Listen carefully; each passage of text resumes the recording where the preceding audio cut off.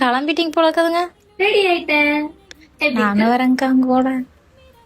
நான் மிஞ்சி மிஞ்சி எங்க போவேன், கீழே போவேன், இல்லன்னா மேல போவேன். இந்த சரௌண்டிங்ல எங்க இந்த காட்டுக்குள்ள போய் சுத்திட்டு இருப்பேன். சாரி ஜம்முன்னு போட்டீங்க, கம்மலுக்கு தகுந்த மாதிரி போட்டீங்க, கிளம்பிட்டீங்க. வேற எங்கேயோ போறீங்க. நானும் வரேங்க.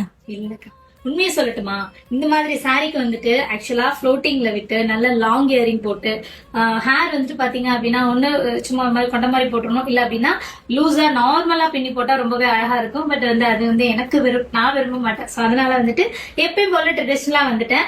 பட் இயரிங் வந்து கொஞ்சம் நீங்க சேஞ்ச் பண்ணி போட்டுட்டீங்கன்னா இன்னும் ரொம்ப நல்லா இருக்கும். இல்ல அப்படின்னா நீங்க ரெகுலரா போடுறது கூட போட்டுக்கலாம். பட் என்னோட சஜஷன்ஸ் முன்னாடி ஒரு கேலா கட்டன் மாதிரியே நான் வந்துட்டு 2 லைன்ஸ்ல போட்டிருந்தேன். லைனா வந்திருக்கும் இல்லையா, கோல்டு வித் ஹாஃப் ஒயிட்ல வந்திருக்கும்.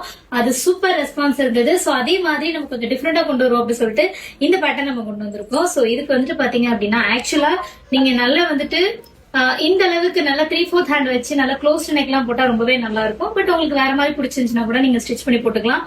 ஒரு சூப்பரான ஒரு பிரீமியம் குவாலிட்டியில வர காதி காட்டன் சாரிங்க. இது கிளாத் பார்த்தாலே உங்களுக்கு தெரியும். வித் டேசலோட வந்திருக்கும். டேசல் மட்டும் வந்து பாத்தீங்கன்னா உங்களுக்கு நல்ல டார்க் ஷேட்ல கொடுத்துருக்கும், வயலட் கலர்ல. நான் ஆல்ரெடி சொல்லியிருக்கேன், வீக்லி ஒன்ஸாவது நான் வந்து வயலட் கலர் சாரி வந்து நான் போட்டுருவேன் அப்படின்னு சொல்லியிருந்தேன் இல்லையா. சோ இந்த சாரி அந்த மாதிரி வந்துட்டு ஒரு பியூட்டிஃபுல்லான லுக். உங்களுக்கு பார்த்தாலே தெரியும், நான் அதை பத்தி எக்ஸ்பிளைன் பண்ண அவசியம் இல்ல.